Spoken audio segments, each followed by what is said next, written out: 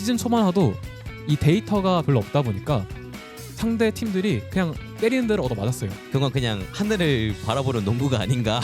그래서 이제 지금도 너무 충분히 잘하고 있고 OKC 빼고는 밑에 어느 팀이든 2등이 가능하다라고 말씀을 드리고 싶고 홈 어웨이를 한 번씩 해서 2번 붙었습니다. 그렇죠. 그 승부를 휴스턴이 다 이겼습니다. 그 정도로 엄청난 시즌을 또 보내고가 있어요, 요키치가.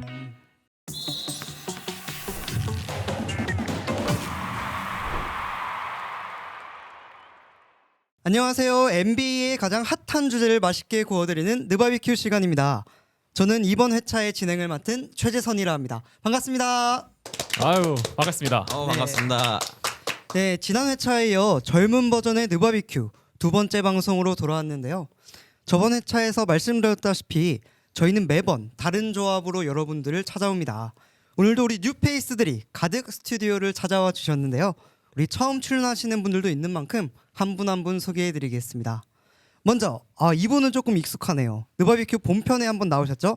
유석주 기자님 모시겠습니다. 안녕하세요. 네 안녕하세요. 저는 점프볼에서 인터넷 기자로 활동하고 있고 또 한국 3x3에서 해설위원도 담당하고 있는 기자 유석주라고 합니다. 반갑습니다. 네, 우리 유 기자님은 느바비큐 출연 두 번째시죠? 사실 그래서 아까 말씀을 드릴까 했어요. 뉴페이스들이 오셨다고 하는데 저는 뉴페이스는 아니거든요. 아무래도 구독자분들께 댈러스 팬으로 먼저 인사를 드렸으니까 그때는 제가 막내였거든요. 그때 다 계신 분들 중에서 막내였는데 지금은 또 05년생 그분도 오시고 클리블랜드에서 활동하시는 갈블리님도 오셔가지고 막내가 아니게 됐어요. 그래서 어쩌다 보니까 이제 회차에서 담당을 하게 됐는데 그거 아시죠? 저희가 아직 다 서먹하기 때문에 맞습니다.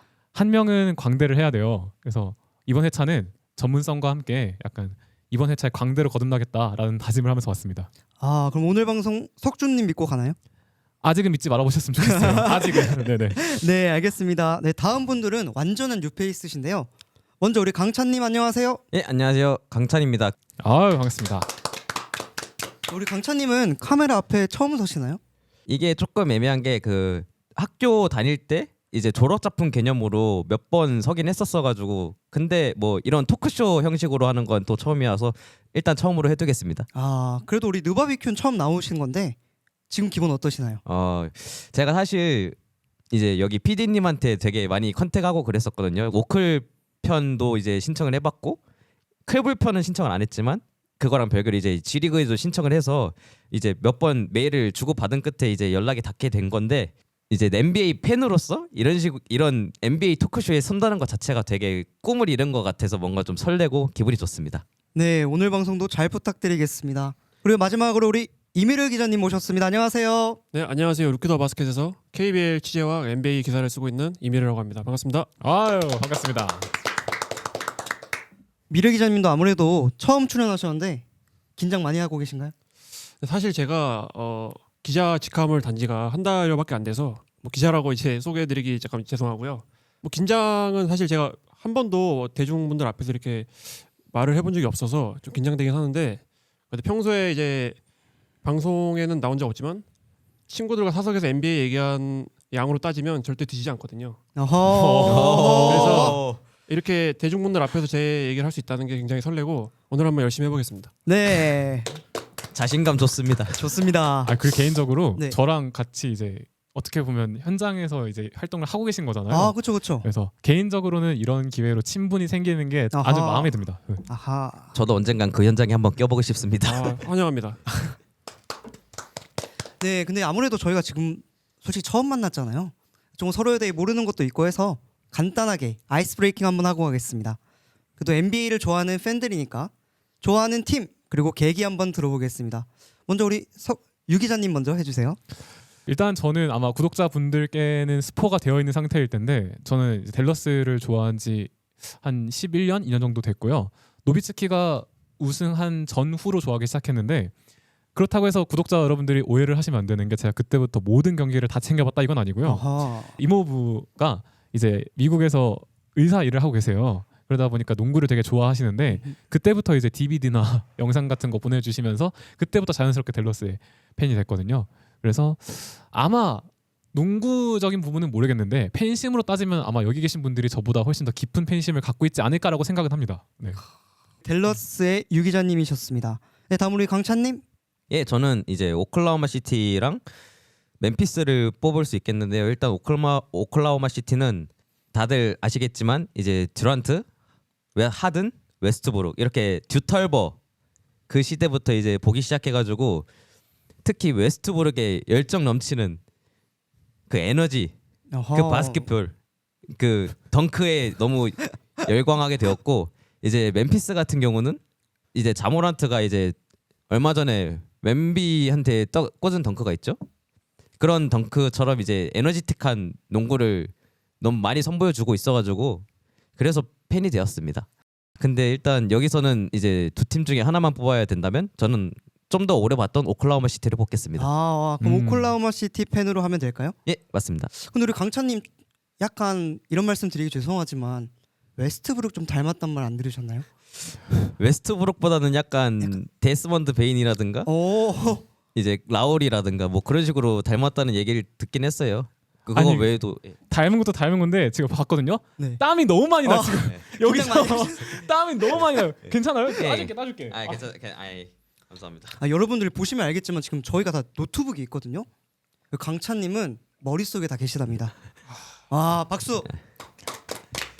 기자라고 하지 말 걸 그랬어요. 네, 우리 오클 팬의 강찬님이셨고요. 네, 마지막으로 우리 이미래님. 저는 사실 이제 좋아하는 팀이 어디냐라는 질문을 받을 때마다 사실 말씀드리기 좀 어렵습니다. 저는 이제 시카고 불스를 좋아하고 있는데요. 시카고 불스 좋아한다고 말을 할 때마다 다들 탄식을 많이 하시더라고요. 뭐 이유는 알고 있습니다. 뭐 누구보다 잘 알고 있고. 포기하지 마십시오. 근데 이제 제가 왜 불스를 좋아하게 됐냐면 뭐 시카고라는 팀의 어떤 특별한 어떤 뭐 경기를 보고서 이제 인상이 깊어서 좋아하게 된 건 아니고 제가 농구를 중3 정도 14년도거든요. 그때부터 시작을 했는데 그때 이제 NBA를 이제 보기 시작했는데 로즈라는 선수 이름이 너무 멋있더라고요.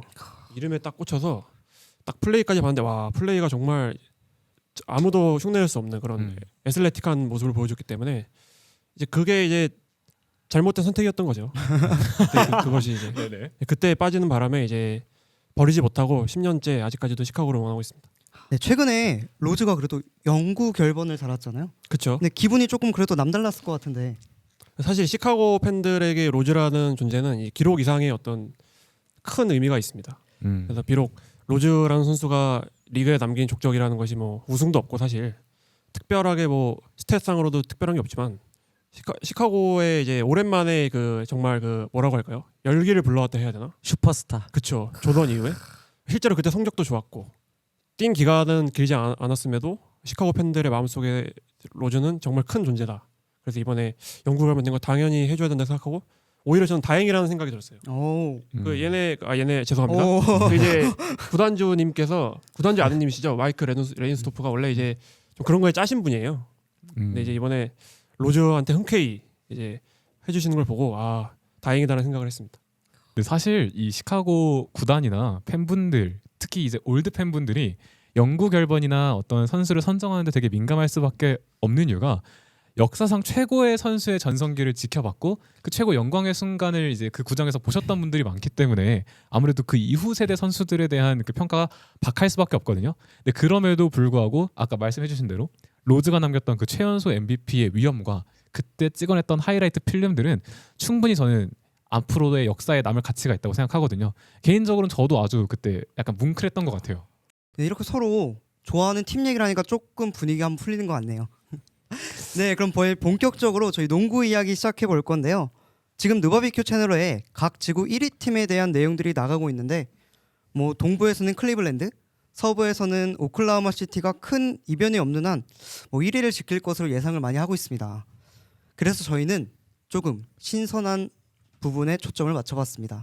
바로 각 지구의 2위 자리인데요. 현재 녹화 기준 1월 17일입니다. 네, 2위가 보스턴, 서부에서는 2위가 휴스턴이 위치하고 있는데요. 과연 마지막 라운드까지 이 두 팀이 자리를 지킬 수 있을지 한번 예상하는 시간 가져보겠습니다. 저희가 동부 있고 서부 있는데 뭐 어디 먼저 할까요? 일단 동부부터 하시는 동부 먼저 할까요? 예. 네, 그럼 우리 유석주 기자님 누가 2위 할 것 같습니까?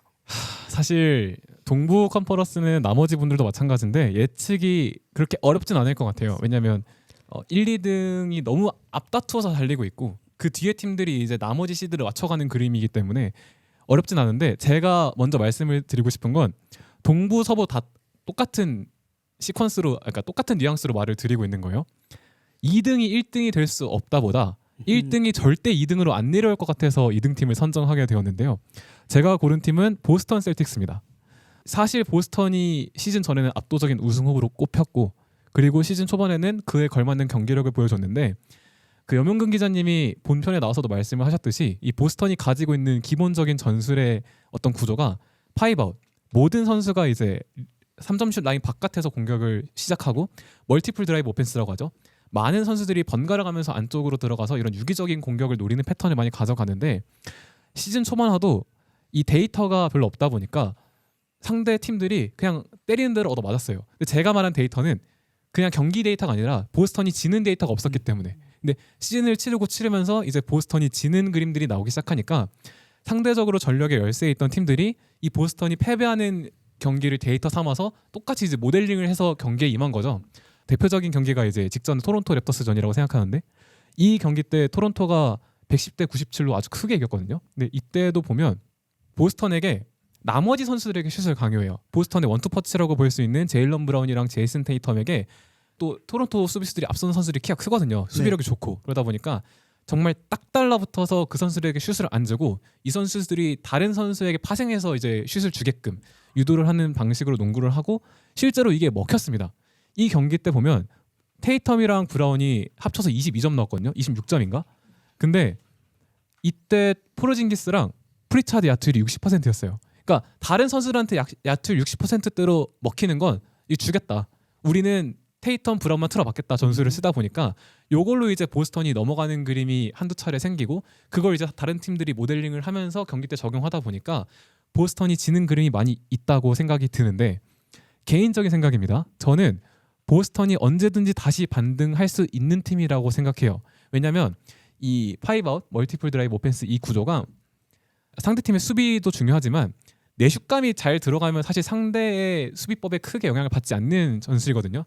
내가 안 터지면 옆에 애가 터지면 되고 얘가 안 터지면 또 안에 있는 애가 터지면 되니까 약간 이런 식으로 유기적인 공격을 펼치다 보니까 저는 보스턴은 언젠간 슛감이 되찾아오면 반등을 할 것이다. 그리고 보스턴도 요즘에 이제 공격에 있어서 변화를 많이 주고 있기 때문에 뭐 키 큰 선수들 데리고 1대1 많이 유도한다든지 안쪽으로 오프볼 부분을 많이 가져간다든지 이제 전술적으로 많이 가져가고 있기 때문에 저는 2위지만 1위와 아주 가까운 2등이다 이렇게 생각하고 있습니다.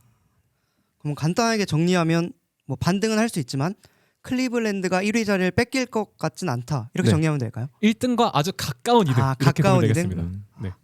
강찬님도 이 의견 동의하시나요? 약간은 다르다고 표현을 해야 될까요?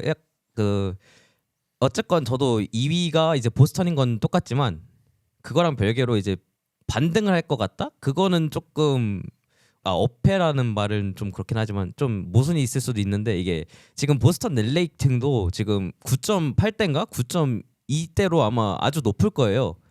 지금 현재도 충분히 잘하고 있는데 여기서 더 반등을 하면 그건 그냥 하늘을 바라보는 농구가 아닌가.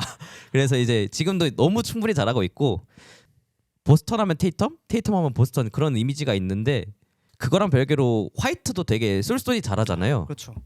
근데 그 화이트가 조금 요즘 엔진 역할을 조금 덜 해주고 있는 게 문제인 것 같긴 해요. 화이트가 이제 작년에는 진짜 쏘면 다 들어가는 그런 느낌까지 받았었는데 올해는 화이트가 그렇게 조용한 암살을 적중시키는가?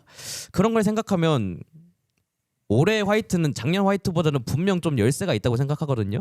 그래서 이제 화이트의 3점 슛감이 돌아오느냐 아니냐 그게 좀 더 보스턴의 키포인트가 될 것 같고요.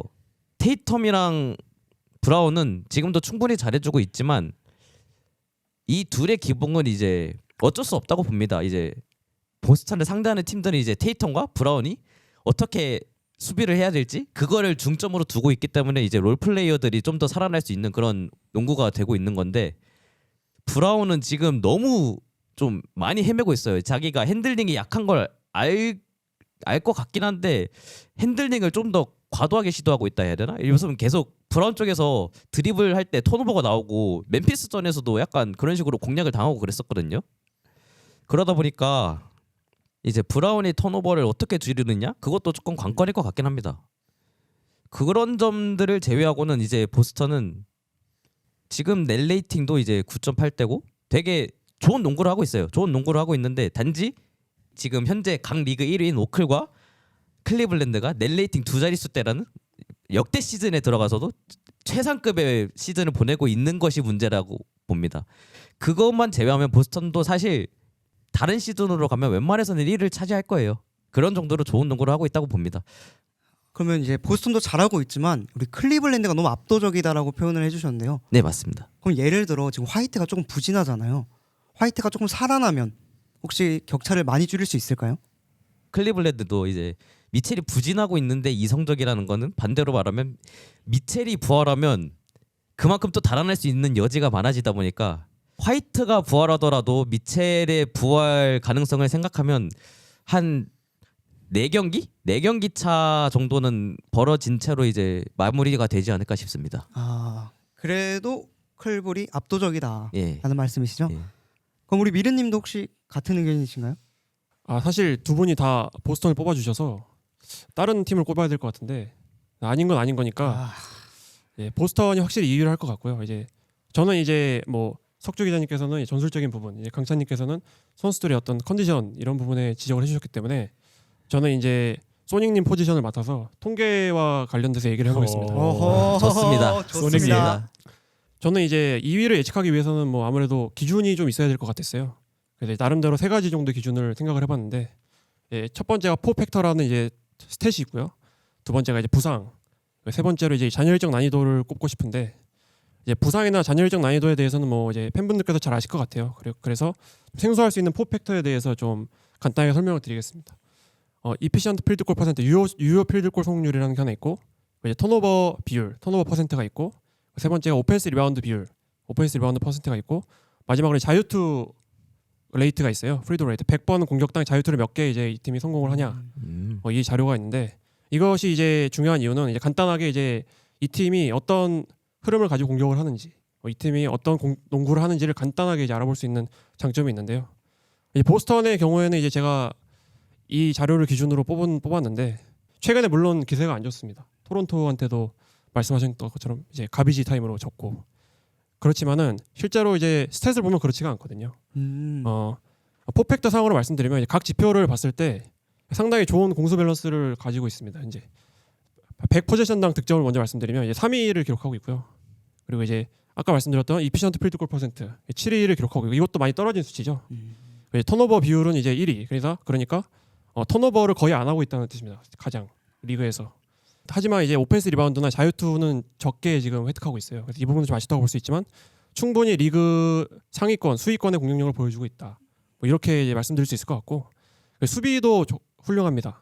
100포지션 득점 허용이 7위. 이제 상대 허용 이피션트 필드골이 6위. 되게 좋은 수치거든요. 그리고 이제 오펜스 리바운드 허용도 8위. 자유투 허용도 2위 등 상대 턴오버를 유발하는 비율을 제외하면은 거의 모든 수비 스탯에서 좋은 모습을 보여주고 있다. 이렇게 말씀을 드리고 싶어요. 그리고 이제 부상에 대해서도 말씀드리고 싶은데 이제 포르징기스가 돌아왔잖아요. 이제 돌아와서 큰 부상 변수가 지금은 없는 상황이 아닌가 생각해서 잔여일정 난이도도 이제 27위거든요. 물론 이게 백투백이나 이런 거를 고려하지 않은 수치긴 하지만 단순히 상대 팀의 승률이 이제 27위로 가장 낮다 말씀드릴 수 있기 때문에 보스턴이 2위를 못할 것이라고 생각이 전혀 되지 않아요. 저는 개인적으로. 그럼 결국 보스턴 만장일치네요. 그렇죠. 이건 뭐 의견이 없을 거라고 생각해요. 사실 어쩔 수 없죠. 시청자분들도. 네, 여기에 이제 미르님 의견에 첨언을 좀 하자면 말씀해주신 거에 네. 그러니까 그 자유투 시도하는 비율이랑 공격 리바운드 비율이 적을 수밖에 없는 게 이 팀이 3점을 엄청 많이 던져요. 그러니까 엄청 많이 던져서 엄청 많이 성공하는 팀이다 보니까 기본적으로 유기적으로 3점을 넣으려면 많은 인원이 3점 슛 라인 바깥에 있어야 되거든요. 네. 그러니까 공격 리바운드를 주워 들어가려면 안으로 뛰어 들어가야 되잖아요. 그러면 이제 그 대형이 깨지는 거니까 아무래도 3점 슛 비중이 높은 보스턴 입장에서는 이게 적을 수밖에 없고 나머지 수치에서는 보스턴이 거의 완벽에 가까운 퍼포먼스를 내고 있다라고 봐야 되는데 여기에 이제 제가 말씀을 드리고 싶었던 게 이걸 이제 상대팀도 알다 보니까 3점슛 자체, 그러니까 3점슛이라는 옵션 자체를 놓고 보면 매 경기 일정한 수준의 확률을 보장하는 공격은 아니거든요. 이게 효율적인 공격은 맞지만 확률을 보장하는 공격은 아니기 때문에 상대팀 입장에서도 그러니까 이제 최소한의 옵션에서 너희들은 줄 걸 줄 테니 우리는 얘만 틀어 맞겠다 전술을 쓰는 거죠. 그때 이제 핸들러의 역량이란 게 드러나는 건데 압박을 많이 받는 아까 말씀해 주셨던 제일런 브라운이나 제이슨 테이텀 같은 메인 핸들러들이 압박을 받으면 제일 먼저 늘어나는 수치가 어시스트 수치예요. 왜냐하면 내가 개인적으로 공격을 전개하기 어려운 타이밍에 보통 옆에 있는 동료들을 주기 때문에 어시스트 수치가 늘어나는데 이 선수의 어시스트 비율이 높지가 않은 게 또 상대적으로 높지 않다는 게 좀 보스턴의 발목을 잡고 있고 저는 개인적으로 되게 핵심 키는 아까 말씀하셨던 화이트랑 테이텀이 될 것 같아요. 왜냐하면 이 두 선수들이 어쨌든 보스턴 핸들러 시스템에서는 핵심적인 역할을 맡고 있고 특히 화이트 같은 경우는 테이텀이나 브라운이 앞선에서 막혀 있을 때 그 옆을 뚫어주는 역할을 화이트가 하고 있기 때문에 보스턴이 견고한 2등이 되느냐 혹은 아슬아슬하게 1등을 차지하느냐는 저는 이제 앞선 핸들러들의 반등에 따라서 달려 있다고 봅니다. 저 한 가지 더 말씀드려도 될까요? 네. 저도 이제 뭐 생각하는 게 이제 최근에 제가 디에슬레트 기사를 많이 보는데 이제 보스턴에 대한 안 좋은 기사들이 많죠. 그렇죠. 근데 이제 그 중에서 이제 인상 깊었던 것은 이제 제가 주로 이제 좋아하는 이제 인터뷰가 이제 감독의 인터뷰거든요. 왜냐하면 가장 팀의 문제를 잘 알고 있는 것이 감독일 테니까. 그래서 이제 마줄라 감독이 한 얘기가 있습니다. 그래서 지금 우리 팀은 9월달의 팀이라는 얘기를 했어요. 이게 무슨 얘기냐면 트레이닝 캠프를 이제 시작한 것과 같은 팀이라는 얘기인데 한마디로 이제 지금 주전들이 맞춰볼 시간이 별로 없었다는 거죠. 근데 이 점은 이제 포르징기스도 인정을 했던 부분이죠. 왜냐면은 본인이 이제 부상으로 너무 많은 시간을 빠졌다 보니까 지금 보스턴의 라인업은 할러데이, 화이트, 뭐 테이텀, 브라운은 고정이고 그렇죠. 거기다 이제 호퍼드냐 포르징기스냐. 그렇죠. 근데 포르징기스가 결과적으로 들어가는 게 맞겠죠. 하지만 이 5명의 이제 라인업 자료가 있는데 비율로 따졌을 때 예, 그 포르징기스가 들어가는 라인업이 호퍼드가 들어가는 라인업보다 굉장히 낮습니다. 구체적인 수치까지 말씀드릴 수는 없지만 그래서 지금 이 주전 라인업의 생산력이 안 나오기 때문에 결과적으로 이 보스턴의 현재 부진이 길어지고 있는 게 아닌가. 그래서 물론 본인들도 이거를 이제 인지를 하고 있는 거를 다 기사로 나오기 때문에 아마 뭐 가장 뛰어난 코칭 스태프 집단이니까 사실 보스턴이 그렇죠. 금방 해결하지 않을까 생각하고 있습니다. 안 그래도 그거 관련해서 생각이 든 게 있는데 요즘 보스턴이 그 3점 시대를 선도하는 그 팀치고는 약간 3점 시도를 조금 줄여가는 느낌도 있긴 하거든요. 제가 통계를 자세히 기억은 못하지만 아마 한 50개까지 쏘던 팀이 지금 한 30개 정도로 줄이고 막 그랬던 걸로 기억을 하는데 아마 그게 이제 포르징기스가 있는 골밑을 좀 더 활용할 수 있는 그러한 전술을 위해서 지금 변화를 또 시도하는 게 아닐까 싶기도 합니다. 테이텀도 이제 원래 3점을 잘 쏘긴 하지만 테이텀 하면 약간 돌파도 빠질 수는 없거든요. 돌파랑 미드레인지로 이제 그런 식으로 전 방위에서 득점을 할 수 있는 선수이긴 하다 보니까 이제 그런 식으로 좀 더 골밑 돌파 등 이제 자유투를 얻어낼 수 있는 그런 시도도 한번 하지 않을까 싶긴 합니다. 말씀해주신 대로 보스턴이 공격이 안 풀릴 때 하는 게 있어요. 그 감독이 세팅을 바꿉니다. 기본적으로 이제 파이브 아웃 시스템을 사용하다가 3점이 안 들어가네? 그러면은 프로징기스랑 테이텀을 넣어요. 그래서 그 미스매치나 이제 이런 걸 통해서 스크린을 걸면 보통 이제 키 큰 선수와 키 작은 선수가 매치업이 되잖아요. 보스턴은 그걸 역으로 이용해가지고 핸들러 포지션을 맡는 테이텀에게 약한 수비수를 붙여주거나 프로징기스를 골밑 안쪽으로 깊게 끌어당겨가지고 프로징기스랑 상대 선수랑 미스매치가 나게 해서 프로징기스가 이제 안으로 백다운해서 밀고 들어가서 득점하는 창출도 하고 있는데 문제는 아까 말씀해주신 대로 이렇게 원래 하던 대열에서 다른 대열로 바뀌게 되면 효율이 갑자기 뚝 떨어지게 되거든요. 왜냐면 이거는 우리가 2차 플랜으로 만든 거지 이게 팀의 메인 플랜이 아니었기 때문에 저도 마찬가지로 생각하는 게 향후 보스턴의 게임 특히 공격에서의 대응이 완성이 될까 저는 이게 좀 1위 레이스의 포인트라고 봅니다. 그럼 뭐 종합적으로 여러 가지 이유로 뭐 클리블랜드에 비하면 조금 낮은 2위를 기록할 것이라는 말이죠. 네, 그렇습니다. 이게 클리블랜드가 네. 역할과 책임이 되게 명확한 농구입니다. 이게 또 감독인 예킨슨 감독 얘기를 안 할 수가 없는데 예킨슨 맞죠? 그렇죠. 예킨슨 케니 감독. 예킨슨. 네, 케니 예킨슨 감독. 이분이 브루클린 네츠 시절에 기적을 연출하신 분이에요. 지금은 브루클린으로 이제 귀향하셨지만 그 이분이 그때 디안젤로 러셀과 아이들을 이끌고 브루클린 성적을 반등시키고 러셀을 올스타로 만든 주인공이시거든요. 이분이 그만큼 이제 핸들러를 공격적으로 사용하시는데 핸들러를 공격적으로 사용할 수 있는 이유가 각자 선수들에게 역할을 되게 명확하게 분배를 해줘요. 이번 시즌에 핸들러, 그러니까 픽앤롤 핸들러로서 플레이한 비중이 전체 9위가 미첼이고 16위가 갈랜드거든요. 근데 나머지 순위권에 있는 핸들러들이 셰이, 돈치치, 커닝햄 같이 좀 한 팀에서 메가 핸들러, 엄청나게 많은 포지션을 몰아받고 있는 핸들러들인 걸 감안하면 똑같은 역할을 각자 이 두 명의 선수에게 골고루 이렇게 분배를 해준다라고 볼 수 있는 거고 그러면 이제 픽앤롤이면 그러니까 빅맨들을 봐야 되잖아요. 물론 갈블리님이 전 회차에 나와서 얘기를 되게 잘 해주셨는데 여기 있는 빅맨들이 안 하는 옵션이 있습니다. 빅맨들인데 포스트업 옵션은 안 해요. 그 클리블랜드 캐벌리어스가 리그에서 가장 포스트업을 안 하는 팀 중에 하나인데 바로 위에 있는 팀이 오클라호마 시티 썬더예요. 오클라호마 시티 썬더는 지금 빅맨이 거의 없는 팀이잖아요. 그렇죠. 그러니까 그 팀이랑 포스트업 비중이 높다는 거는 거의 사실상 플랜에 빅맨들이 끌어당겨가지고 강제로 빽다 넣는 포스트업은 없다고 봐야 되고 대신에 어떤 비중이 높냐면 이번 시즌에 앨런이랑 모블리가 컷 포지션에서 1등이 앨런이고 6위가 모블리예요. 그러니까 핸들러들이 수비를 다 끌어모아서 3점 슈터에게 넘겨주거나 커터에게 넘겨주는 패스를 슈터나 커터가 되게 잘 받아먹는다는 의미로 해석을 해야 되거든요. 이렇게 각자 선수가 잘할 수 있고 명확하게 할 수 있는 이제 공격 진로를 설정해주기 때문에 그런 방식의 농구가 정규 시즌에는 되게 잘 먹히거든요. 그렇기 때문에 아까 말씀드린 대로 클리블랜드 캐벌리어스가 뭐 갑자기 심각한 부진에 빠진다거나 갑자기 부상이 악령이 닥쳐가지고 막 3-4명이 빠진다거나 이러지 않는 이상 정규 시즌에서 클리블랜드가 무너질 일은 저는 크게 없는 것 같아요. 네. 그럼 동부에서는 뭐 만장일치로 보스턴이 2등인 걸로 네 네, 그렇습니다. 결과 내려도 될 것 같고요. 예. 솔직히 동부는 다들 예상하셨잖아요. 네, 인정합니다. 그럼 이제 본격적으로 서부 얘기를 해볼 건데요. 여기는 조금 재밌습니다. 네, 현재 순위표를 보면요. 2위부터 플레이오프 진출이 확정된 6위까지 5게임 차도 안 나는 상황인데요. 먼저 우리 석준님부터 갈까요? 네, 서부 누가 2등 할까요? 사실 이게 너무 머리를 아프게 했는데 네, 저는 일단 결론부터 말씀을 드리자면 OKC 빼고는 밑에 어느 팀이든 2등이 가능하다라고 말씀을 드리고 싶고 세 팀 중에 고민을 했어요. 많은 분들이 두 팀이실 텐데 저는 이제 멤피스 그리고 휴스턴 그 밑에 있는 덴버까지 고민을 했는데 결론적으로는 49대 51로 멤피스 그리즐리스를 꼽게 되었습니다. 일단 이 서부 컨퍼런스 2, 3등인 멤피스와 휴스턴이 되게 팀 색깔이 비슷해요. 지금 팀 스틸 1등은 OKC거든요. 팀이 가장 많이 스틸을 따냈는데 1월 기준으로 돌아보면 1등이 휴스턴이고 3등이 멤피스거든요. 그러니까 이 두 팀이 공유하는 수비적인 색채가 비슷해가지고 아마 팬분들이 색깔을 비슷하게 느끼실 수 있을 것 같고 농구는 아까 말씀해주신 대로 포지션 싸움이잖아요. 내가 동일한 포지션에서 얼마나 더 많이 득점을 해가지고 상대방보다 스코어가 높으면 이기는 게임인데 멤피스랑 휴스턴 둘 다 상대로부터 포지션을 가져와서 많이 공격하는 스타일이다 보니까 아무래도 득점에 대한 지표가 굉장히 높게 나오거든요.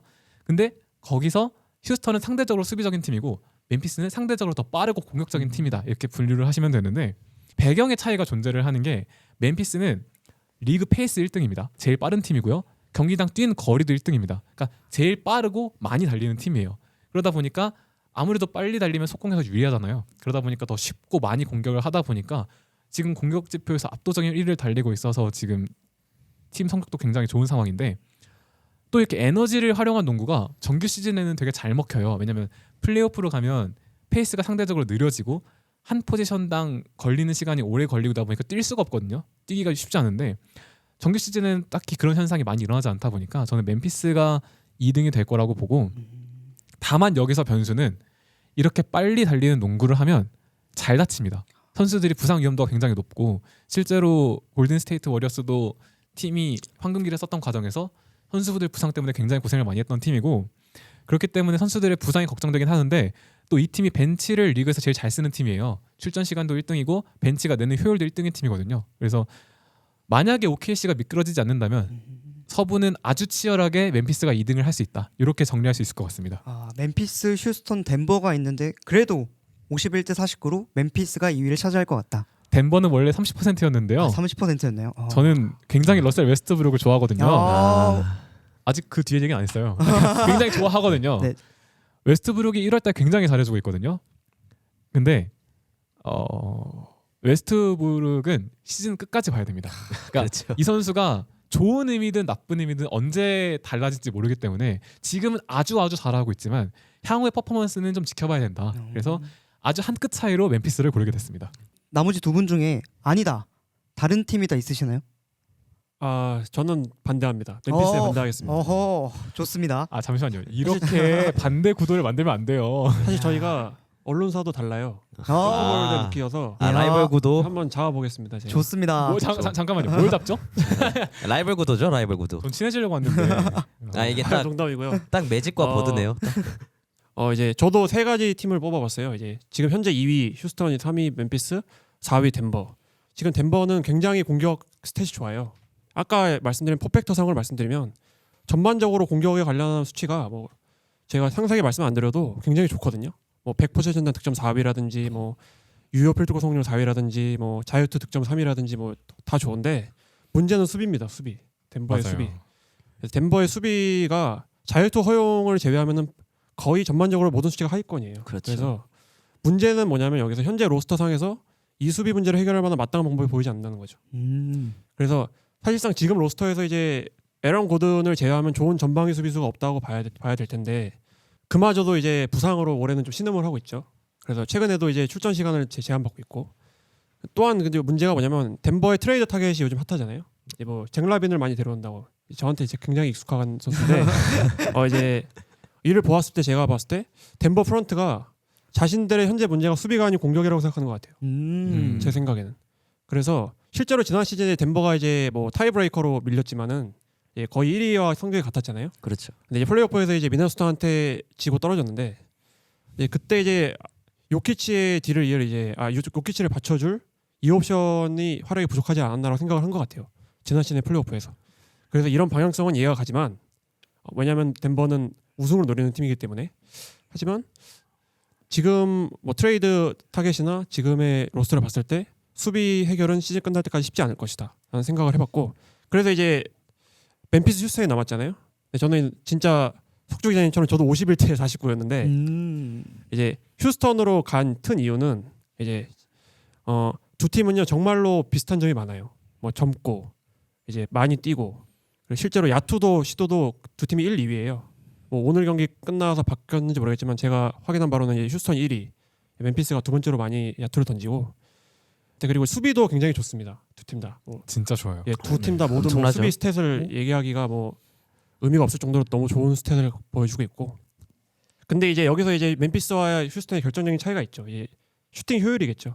이제 멤피스는 좋은 슈터들이 많아서 실질적으로 이제 유효 필드골 성공률이 이제 굉장히 6위 정도에 올라 있고 이제 휴스턴은 뭐 2차 스탯까지 볼 필요 없이 굉장히 3점 슛 그 시도도 그렇고 이제 효율이 떨어지는 팀인데 근데 이제 제가 결정적으로 왜 휴스턴을 골랐느냐 지난주였죠. 그 홈 어웨이를 한 번씩 해서 두 번 붙었습니다. 팀이. 그렇죠. 그 승부를 휴스턴이 다 이겼습니다.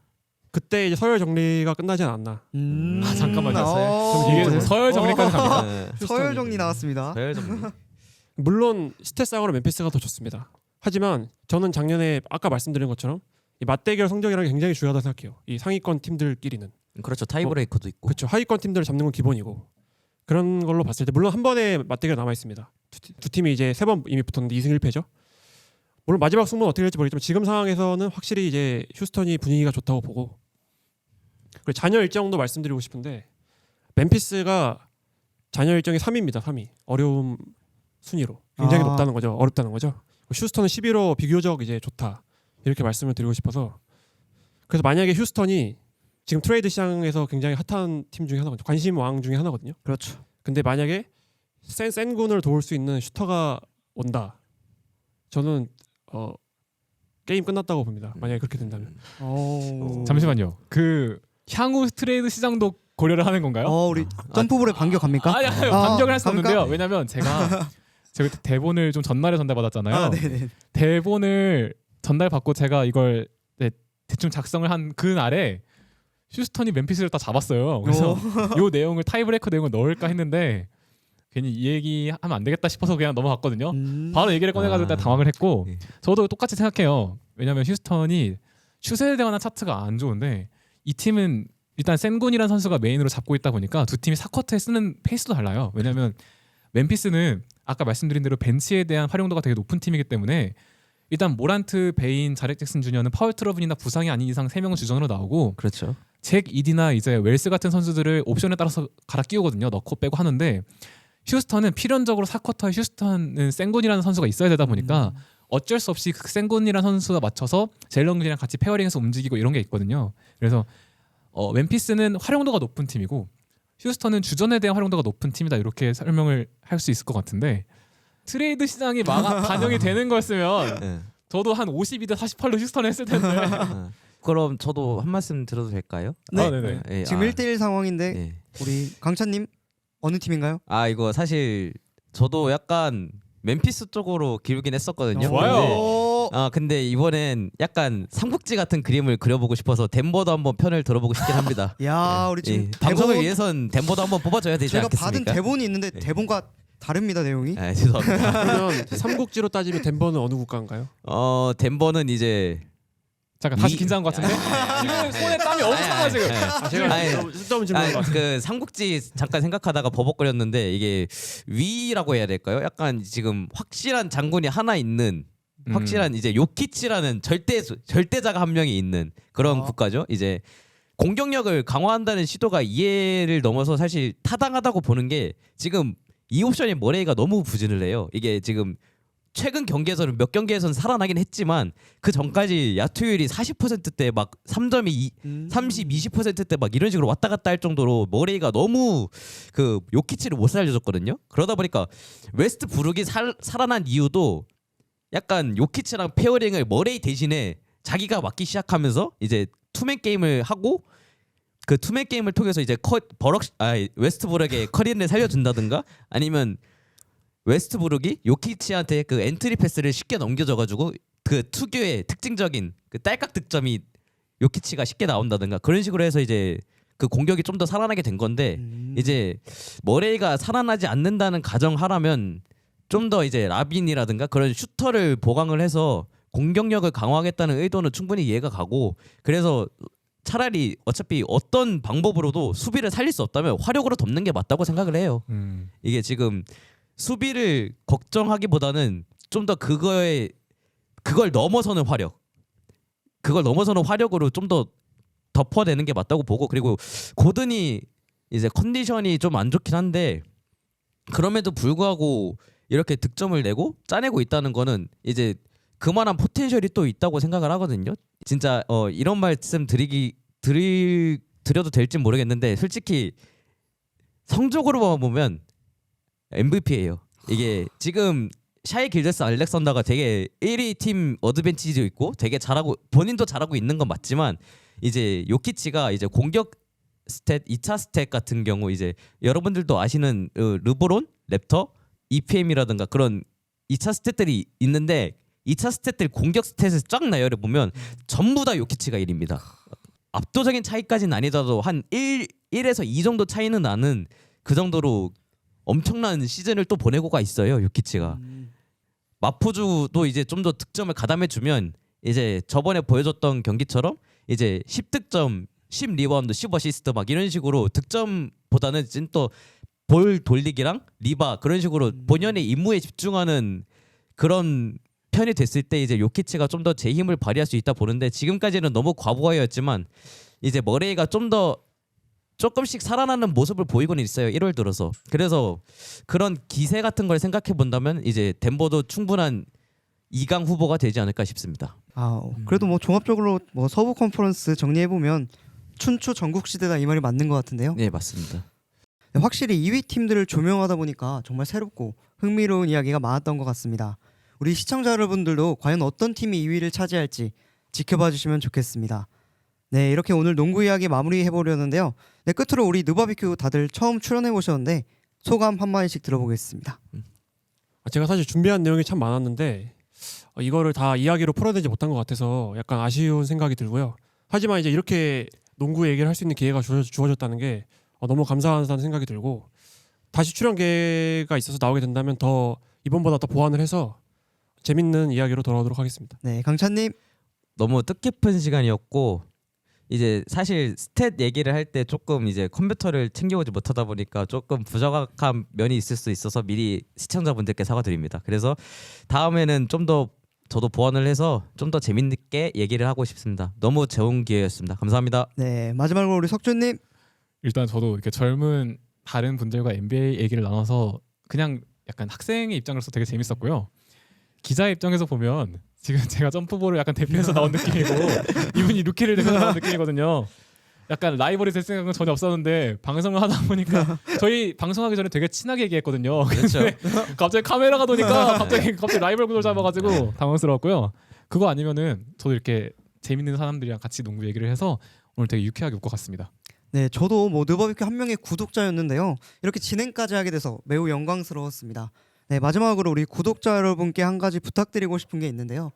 저희 젊은 버전의 느바비큐는 NBA를 바라보는 젊고 신선한 시선을 담기 위해 노력하고 있습니다. 때로는 조금 전문성이 떨어질 수는 있지만요. 저희도 그런 과정을 통해 성장하는 모습 보여드리겠습니다. 그래서 혹시 틀린 부분이 있거나 더 나은 방향이 있다면 따뜻한 피드백 적어주시면 더욱 좋은 콘텐츠로 보답드리겠습니다. 네, 이렇게 젊은 버전의 느바비큐 두 번째 방송을 마무리할 시간입니다. 저희는 매주 새로운 이야기로 돌아오니까요. 채널 구독, 좋아요 그리고 알람 설정까지 잊지 말고 부탁드리겠습니다. 다음 방송에는 더 신선하고 재미있는 NBA 이야기로 찾아오겠습니다. 시청해주신 여러분 고맙습니다. 감사합니다.